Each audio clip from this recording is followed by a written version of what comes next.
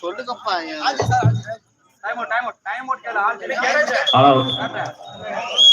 தளவாய்புரம் 23 புள்ளிகள், இருவபுரம் 14 புள்ளிகள். தளவாய்புரம் 23 புள்ளிகள், இருவபுரம் 14 புள்ளிகள். 9 பாயிண்ட் ரீடிங்.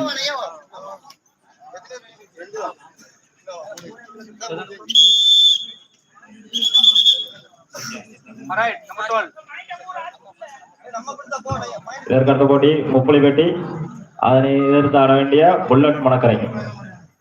போட்டி முடியும் போது மைதானத்திலேயே இப்படி வந்துடலாம். ஒரு புள்ளி தலாவிபுரம், 2 புள்ளிகள். கடைசி ஒரு நிமிட ஆட்டம் தலவாய்புரம். கடைசி ஒரு நிமிட ஆட்டம். தலவாய்புரம் 25, இருவபுரம் 14.